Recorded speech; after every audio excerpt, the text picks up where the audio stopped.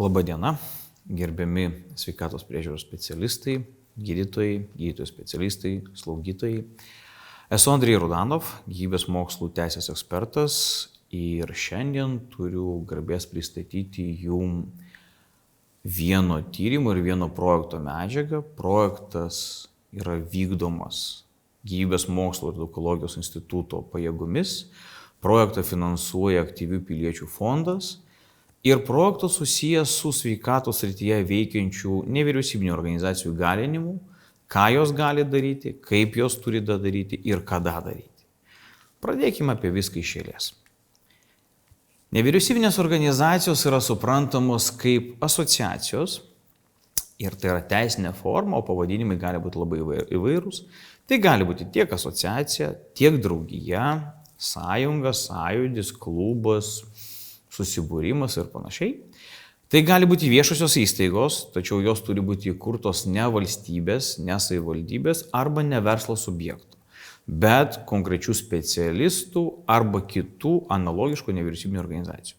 Ir taip pat prie nevyriausybinių organizacijų priskiriami yra labdaros ir paramos fondai. Santrumpa jų tai yra NVO, mes dažniausiai tokią vartojam, jums tikrai yra žinoma ir girdėta. Kas yra labai svarbu, kalbant apie projektą, kuris yra vykdomas? Kaip sustiprinti bendradarbiavimą ir santykį tarp NVO ir viešo administravimo institucijų? Kasgi tai yra ta viešo administravimo institucija? Mes sveikatos sistemoje ją suprantame kaip Lietuvos Respublikos Seimą, o dar konkrečiau Seimo sveikatos reikalų komitetą. Pačią sveikatos apsaugos ministeriją, su kuria specialistom ir jų organizacijom tenka susidurti daugiausiai ir labiausiai.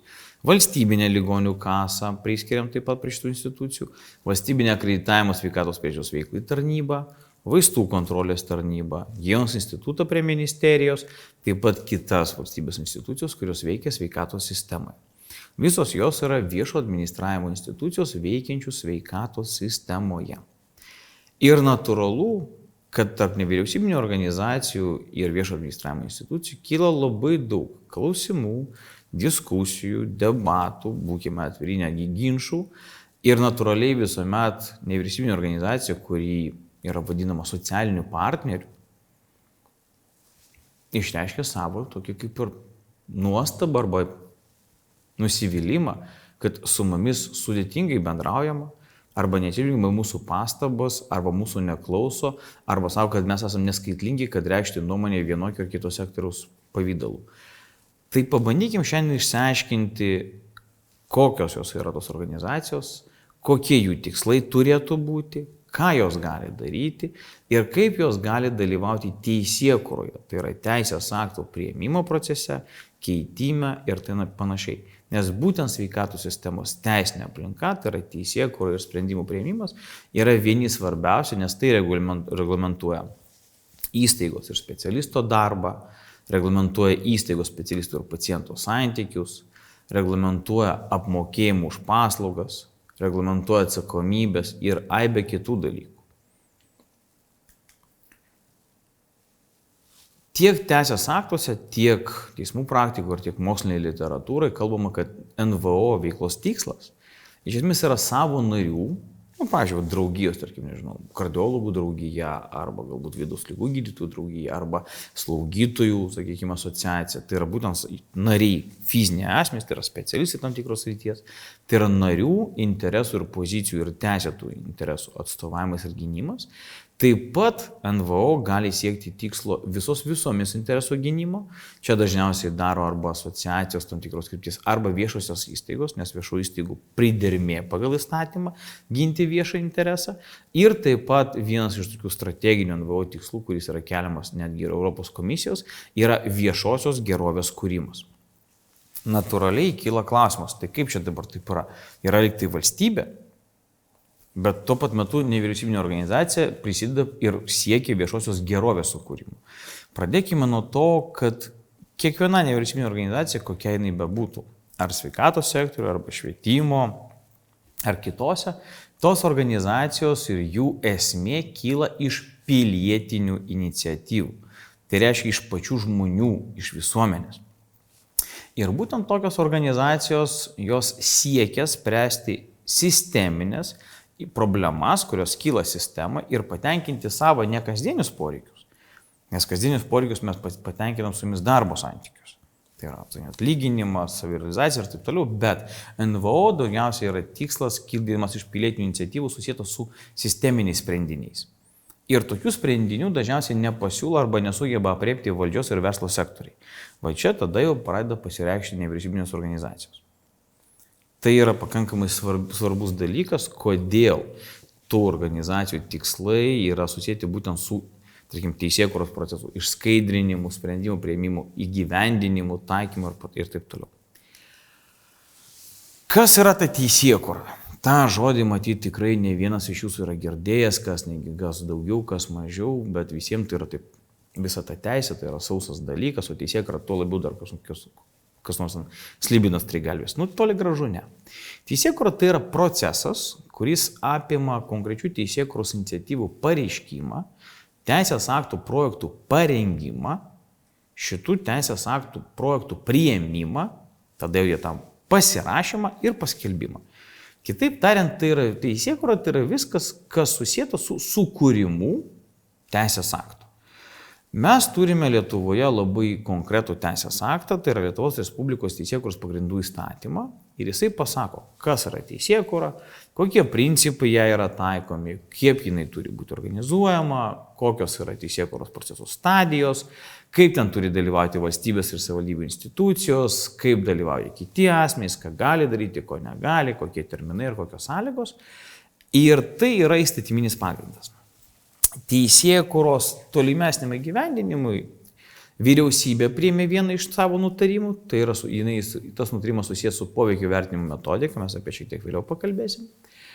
Ir taip pat yra Teisingumo ministerijos priimtos rekomendacijos, kaip turi būti rengiami teisės aktai. Tai yra klausimai juridinės technikos, suderinamumo tarpusavį teisės aktų ir panašiai. Nes natūralu, kiekvienas naujas teisės aktas, kuris kūrėsi, jisai turi integruotis į esamą sistemą. Arba mes turime sistemą paimti dalį teisės aktų, juos apjungti ir kažkokiu būdu padaryti sistemą pažangesnę, efektyvesnę, konsoliduojant esamą reguliavimą. Bet jeigu mes jo nekonsoliduojam, o įvedam naują teisės aktą, jisai turi natūraliai susiderinti ne tik su sveikatos sistemos teisės aktais, bet ir su kitais. Su darbo kodeksu, civiliniu kodeksu, konkurencijos įstatymu, visais kitais dalykais, medikų ir, sakykime, ir slaugytų atveju. Ir jeigu tai yra skirtingi padaliniai arba skirtingos įstaigos jungiamos į vieną, kaip, pavyzdžiui, sveikatos sistemos reformos kontekste planuojama daryti ir daroma, mes kalbame apie lygių galimybių įstatymą. Nes jeigu tie patys specialistai vykdo analogiškas funkcijas, jų atlyginimas turi būti toks pats. Ir tai irgi yra, jeigu priėmė sprendimą, pavyzdžiui, kurti sveikatos centrus, išleidė ministro įsakymą, tie dalykai turi įsikorporuoti į bendrą teisinę sistemą. Tai yra teisėkūra. Kokios yra stadijos teisėkūros? Pirmiausia, kalbama apie teisėkūros iniciatyvos pareiškimą. Ką tai reiškia? Prastai žodžiais. Tai reiškia, kad reikia keisti teisės aktą, pavyzdžiui, nes jis jau yra priimtas, galiojantis, egzistuojantis. Arba reikia teisės aktą esamą tobulinti. Arba mes neturim reguliavimo, yra spragų, mums reikia naują teisės aktą. Arba, tarkime, yra 10 teisės aktų šnekančių apie panašius dalykus, bet iš skirtingų pusių. Tada tu gali juos konsoliduoti ir padaryti vieną iš 10. Nes vienas yra iš teisėkūros pagrindinių principų, teisėkūra turi būti efektyvi ir neturi būti daug teisės aktų, o turi būti koncentruoti ir labai aiškus. Tai vat pareiškimas iniciatyvos, tai reiškia, kad reikia kažką daryti. Ir tą poziciją, tą pareiškimą teisėkūros iniciatyvos gali daryti ministerija, gali daryti Seimas, jeigu mes kalbame apie įstatymą lygį, gali daryti prezidentas, bet gali daryti ir nevyriausybinės organizacijos. Jos gali teikti savo siūlymus, patarimus, rekomendacijas, teikti prašymus ir panašiai, kaip teisėkūros iniciatyva. Vėliau mes dar su jumis pakalbėsime apie kitas priemonės, irgi taip pat, kurios yra taikomos teisėkūros iniciatyvos kontekste, bet čia šiek tiek vėliau. Turim teisėkūros iniciatyvą, prasidėjo diskusija, prasidėjo debatai, apie visas tas fazes mes taip pat šiek tiek plačiau paliesime vėlesniu metu ir tada yra rengiamas teisės akto projektas. Parengiamas yra projektas, jisai turi būti viešai paskelbtas, visuomeniai derinti. Ir turi būti nustatyti terminai pastabom teikti. Pagal šiuo metu galiojančias rekomendacijas minimalus terminas pastabom teikti yra 10 darbo dienų. Ne para, ne 2 dienos, ne 4 ir negi ne 7. 10 darbo dienų. Tai yra 2 kalendorinės savaitės, jeigu tom dienom nėra valstybinių švenčių, kitų dienų ir tai yra 10 darbo dienų. Jeigu terminas trumpesnis, bet kokia organizacija teikianti pastabas gali rengėjui, tai yra ministerija arba, tarkim, ligonių kasai arba kokia kita institucija nurodyti, kad yra terminas toks, mes pateiksim savo pastabas, teisės aktų nustatyta tvarka. Institucija savo nuožiūrą trumpinti pastabų teikimo termino, nebent yra išimties tvarkos, kažkokie ekstriniai dalykai, kaip avarinės nelaimės, karas, epidemija, pandemija, kaip aš buvo COVID metu, trumpinti negali. Tada jau, kai mes turim teisės akto projektą, susiderinom visas detalės, arba nesusiderinom, kas bent jau sveikatos sistemoje dažnesnis yra atvejais, tokiu atveju institucija teisės aktą priima. Tai yra priima teisės aktą, jis po to pasirašomas ir paskelbimas. Ir jisai turi taip pat įsigaliojimo taisyklės. Teisės aktai, kurie numato pakeitimus arba nustato naujus reikalavimus, naujas sąlygas, gali įsigalioti 2 kartus per metus. Tai yra nuo lapkričio 1 ir nuo Liepos 1. 2 kartus per metus. Ir priimti tokie teisės aktai turi būti 3 mėnesiai iki jų įsigaliojimo datos, ne mažiau. Prieš metus gali, prieš 1,5 gali, bet prieš mėnesį ne. Nevyriausybinės organizacijos gali labai aktyviai ir turėtų labai aktyviai dalyvauti 1 ir 2 stadijoje, tai yra teisėkūros iniciatyvų pareiškimas ir teisės aktų projektų parengimas. Ir tada netiesiogiai gali dalyvauti 3 stadijoje, tai yra priėmime. Pavyzdžiui, jeigu priimamas yra teisės aktas ir, tarkim, tu matai, kad neatsižvelgta į pastabas, tu taip pat kaip organizacija gali teikti papildomus siūlymus, rekomendacijas, komentarus, atkreipti dėmesį, kas gerai arba negerai veiks. Lyg tai kaip ir pakankamai painu, bet pabandykime praeiti tokia, kaip būna ratas visų veiksmų ir papunkčiui susidėlioti, kokiegi procesai toj teisėkūroj būna. Tai pati pradžia yra problemos identifikavimas. Nes teisės aktai sako, kad turi būti atviras ir įrodymais grįstas teisėkūros procesas. Ne šiaip taip, sugalvojom. Ne, turi būti įrodymais pagrįsta. Pirma, mes identifikuojam problemą. Kokią mes ją sprendžiam? Ar tai yra paslaugų neprieinamumas? Ar tai yra paslaugų kainos neadekvatumas? Ar tai yra nelygios darbo sąlygos? Ar tai yra pacientų teisų pažeidimas? Ar tai yra sistemos neveiklumas? Pavyzdžiui, mes, tarkime, priimtas yra ir įsigaliojo ir daug metų taikomas yra žalos be kaltės modelis, bet pasirodo sveikatos priežiūros specialistų jisai neapsaugo taip, kaip buvo deklaruota. Ir specialistai tada išreiškia savo poziciją, kad mes norėtume būtume labiau apsaugoti. Tai vadinasi, mes identifikuojame problemą. Sekantis dalykas, kuris tokiu atveju yra taikomas ir sekantis žingsnis, tai yra sprendimo alternatyvų nustatymas. Mes tada diskutuojam, ieškom, kaip galima problemą spręsti. Ar tai yra vienintelis būdas, ar yra alternatyvus būdai ir kaip tai yra daroma. Tai yra atliekama analizė.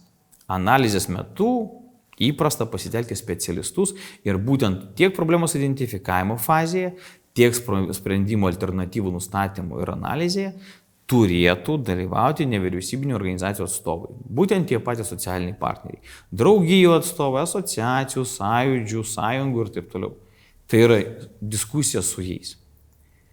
Praėjus šitas 2 fazes, mes ateinam į poveikio vertinimo fazę.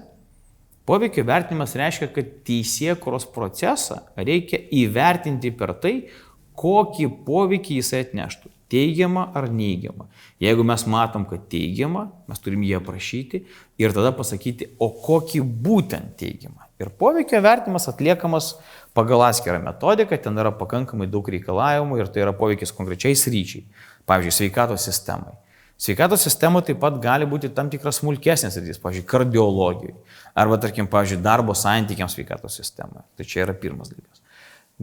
Turi būti atliekamas poveikio vertinimas bendrai teisiniai sistemai, žmogaus teisėm, valstybės finansam ir kitiem dalykam.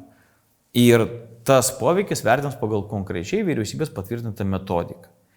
Poveikio vertinimo ataskaita arba teikiama kaip atskiras dokumentas kartu su teisės akto projektu, arba turi būti pateikiama aiškinamajam rašte. Tuo atveju, jeigu įstatymai yra priimami. Praeinam fazę, poveikio vertinimas yra atliktas. Tada prasideda viešosios konsultacijos. Tai yra tas momentas, kada teisės akto projektą deda į TAIS sistemą ir tada plati visuomenė, kiekviena nevyriausybinė organizacija, specialistas, pacientas, įstaiga gali susipažinti su parengtų įstatymo arba ministro įsakymo projektu arba kitų teisės aktų projektų ir su poveikio vertinimo ataskaita. Ir gali teikti pastabas. Galima organizuoti viešus klausimus, ką organizuoja Sveikatos reikalų komitetas, kai svarsto įstatymus. Ir po šitų viešų konsultacijų surinkus socialinių partnerių pastabas, komentarus, pasiūlymus, dalyvavęs debatuose, priimamas yra politinis sprendimas, būtent šitoje vietoje. O kaip mes darysim?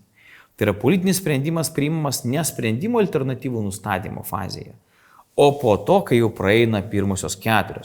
Identifikavom problemą, parinkom sprendimo būdus, padarėm poveikio vertinimą, pasikonsultavom su partneriais ir tada sprendžiam, kurią pusę mes tą sprendimą vairuosime, kaip mes su juo darysim. Ir tik tai nuo to momento tada prasideda jau teisės akto projekto rengimas, jau pats tekstas. Tada prasideda derinimas, jau lygiai taip pat, sakykime, su socialiniais partneriais teikiami yra pasiūlymai, kaip derinti konkrečių formuluočių. Partneriai dalinasi savo pastabomis, vyksta diskusija, projektas yra tobulinamas, pabaigus ir pastabų nesant, pavyzdžiui, niekas jų nepateikė, nusidės laikais arba visi pritarė, teisės aktas yra priimamas. Ir tada mes pereinam į gyvavimo fazę. O kaip tas teisės aktas praktiškai veikia? Tai yra teisės akto įgyvendinimas. Tai yra kasdienė veikla.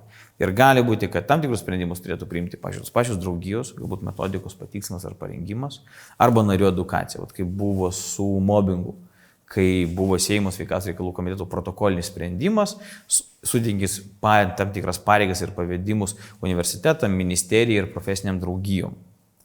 Arba jeigu tai yra teisės aktas susijęs, sakykime, su sveikatos priežiūros specialistų darbo organizavimu, tokius sprendimus turi po to darbdaviai jau priiminėti, jie įgyvena teisės aktą. Ir tada mes jau atliekam vadinamą tą ex post vertinimą, tai yra baigiamasis vertinimas, o kaip teisės aktas veikia. Kitaip tariant, baigiamasis vertinimas turi labai aiškiai koreliuoti su poveikio vertinimu. Ar tai, ką mes prognozavom ir planavom, atitinka tai, kas veikia. Jeigu taip nevyksta, mes vėlgi grįžtam į pirminę fazę, identifikuojam problemą ir sprendžiam, ką daryti.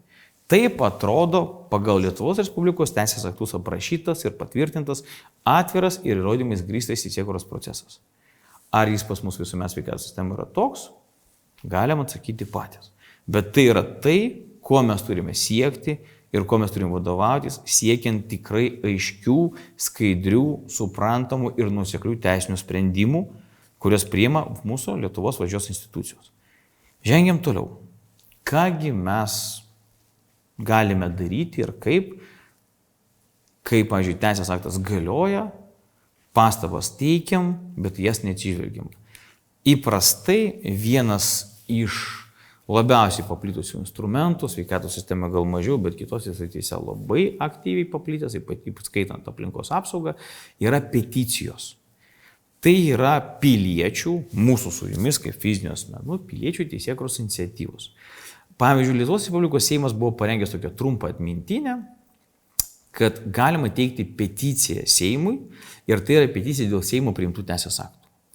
Jeigu mes su jumis turime vyriausybės nutarimą, arba sveikatos apsaugos ministro įsakymą, arba valstybinės ligonių kasos direktoriaus įsakymą, dėl kurių kyla klausimų dėl jo atitikimo teisės aktam ir jo veikimo, kad jisai galbūt su spragom ar nekokybiškas ar netinkamas, mes kalbame apie peticijos pateikimą vyriausybei.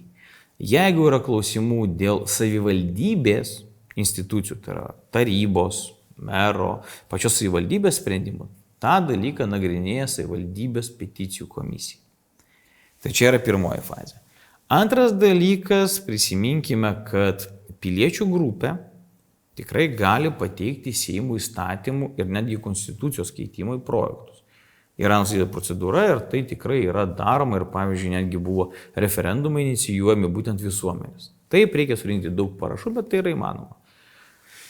Trečias teisėkūros iniciatyvos raiškos būdas, kai teikiami yra pasiūlymai dėl Seimo komitetuose svarstomi įstatymų projektų. Ir paskutinis jau yra, sakykime, pastabos ir pasiūlymai dėl parlamentinės kontrolės. Pavyzdžiui, Seimas priėmė įstatymą, kuris nustato tam tikras taisyklės, pavyzdžiui, sveikatos sistemą. Ir specialistų organizacijos kreipiasi į arba sveikatos reikalų komitetą, arba į Seimo pirmininką, arba į atskiras frakcijas, arba, sakykime, įvairius komitetus kitus ir prašo paskirti parlamentinę kontrolę. Parlamentinės kontrolės metu ministras arba viceministras arba konkrečios institucijos vadovas kviečiamas į Seimą ir jam keliami parlamentinės kontrolės klausimai.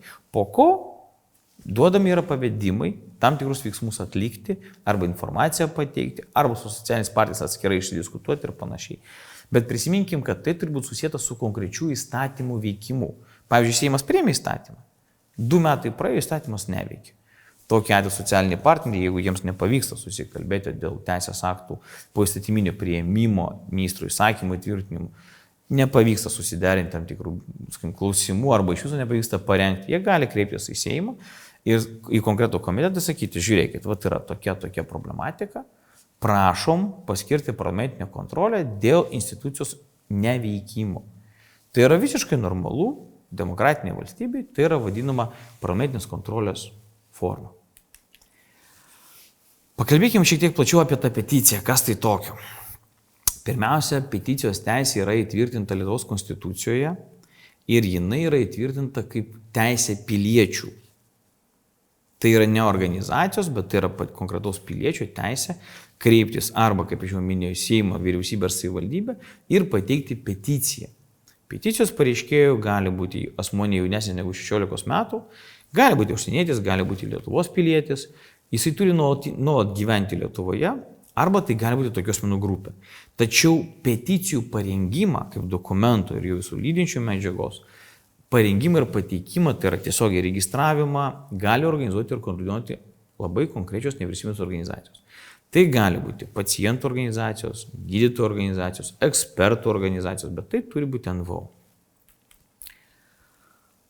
Kaip aš jau minėjau, peticijos esmę sudaro ne teisės akto projekto teikimas, kai tu kreipiesi ir sakai, pažiūrėjau, tai yra projektas toks ir toks, bet mes įmam galiojantį reguliavimą ir mes sakom, žinokit, šitas galiojantis reguliavimas šiandien dienai jisai nesprendžia problemos. Pavyzdžiui, problema yra neprieinamas gydymas. Arba per didelės eilės. Ir mes sakom, vat problema yra ilga eilė, tam reikia keisti tokį ir tokį teisės aktą. Ir peticijų turi būti pirma iškelta labai konkreti problema, įvardinti teisės aktai, kurie tą problemą užprogramuoja arba kurie ją skatina arba kurie jos nesprendžia ir pateikti labai konkretų siūlymą, kad, pavyzdžiui, siūlom tokį teisės aktą keisti taip ir taip. Dažniausiai rengiant peticijas, jeigu norima iš tiesų pasiekti rezultatą ir kvalifikuoto dokumento, kreipimas yra į profesionalius teisininkus. Tikrai taip. Ir dabar aptarkim, kokiosgi būtų rekomendacijos nevyriausybinėm organizacijom, ypatingai sveikatos sektoriaus nevyriausybinėm organizacijom, apie kurias mes ir kalbam šiandien, šitame projekte kalbam, dėl teisėkūros iniciatyvų teikimo. Pirma, prisiminkit, kad kuo ankstesnėje stadijoje turi būti įsitraukima į teisėkūros procesą. Kuo anksčiau pradeda debatus ir diskusiją, tuo ir didesnės galimybės pakreipti teisės akto projekto rengimą siekiama visai visuomeniai naudinga kryptim. Nes kuo vėlesnėse fazėse prisijungi, tuo yra sunkesnis tas procesas, nes kaip ten, jeigu teisingai pasirinksi bėgius nuo pat pradžių, teisingiau važiuosi nuo pat pradžių. Vėliau garvežio nenukreipsi, nes bėgiai tai yra nutiesti. Antras dalykas, siekiant geresnio rezultato, būtina aktyviai dalyvauti visose teisėkūros stadijose. Dažniausiai, ką mes matom praktikoje, nevyriausybinės organizacijos parengia pastabas, išsiunčia dokumentą, pateikia ir tada tyliai laukia, kaip ten atsižvelgta. O būna dažniausiai neatsižvelgta. Ir tai sakom, neatsižvelgia, vadinasi viskas kaip to baigsi. Ne. Iš tiesų reikia labai aktyviai dalyvauti, stebėti, teikti argumentus, teikti antrinės pastabas. Jeigu reikia trečią kartą, ketvirtą, patirtis rodo, kad, pavyzdžiui, tam tikros mūsų organizacijos, kurios atkakliai netgi po 5-6 kartus teikdavo pastabas, buvo išgirstos finale ir iš tikrųjų tas pastabas buvo pilnai atsižvelgta arba bent jau didžiąją dalimi. Todėl būtina aktyviai sekti visą procesą, teikti papildomus argumentus ir, kas yra svarbu, ieškoti kompromisų. Tai yra labai svarbu.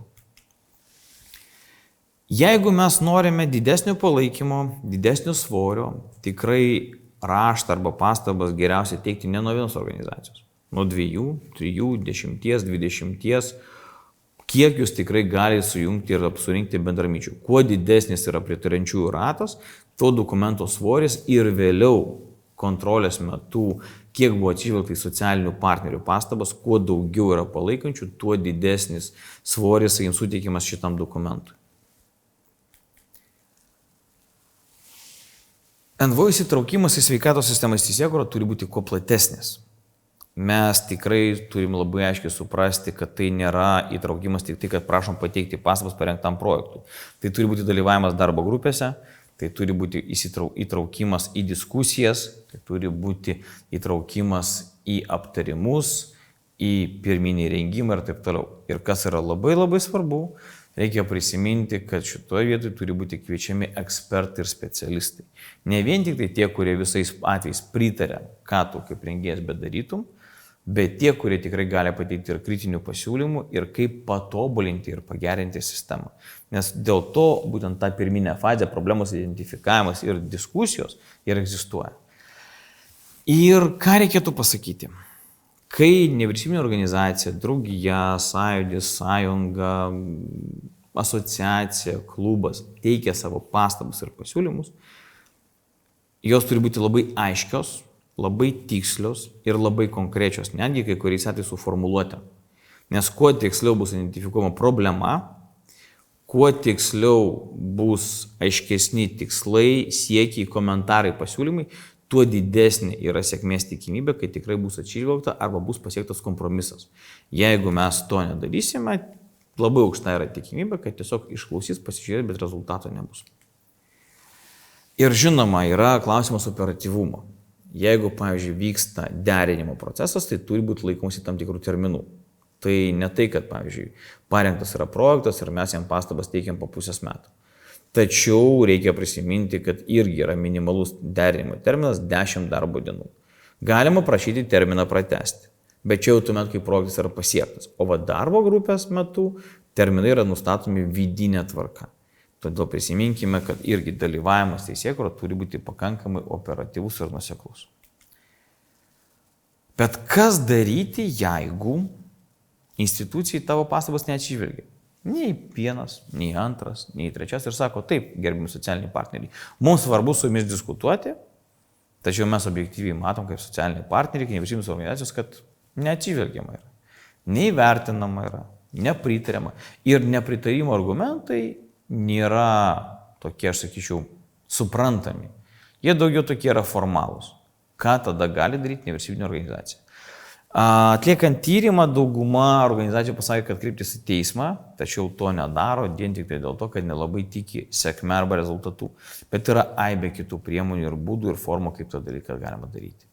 Jeigu teisėkūros iniciatyvos susijus su europiniais sprendimais ir su Europos sprendimų gyvenimu arba su Europos finansų panaudojimu, gali būti kreipimas į Europos komisiją. Lietuvoje yra Europos komisijos atstovybė, galima teikti jai informaciją, skundus, prašymus ištirti, paskirti europinę kontrolę tam tikriem veiksmam ir tokiu atveju komisija įsikiša į procesą. Apie parlamentinę kontrolę aš jau trumpai buvau prieš tai pasakęs, tai irgi yra viena iš priemonių atkreipti dėmesį, kad su tam tikra institucija neįmanoma susikalbėti.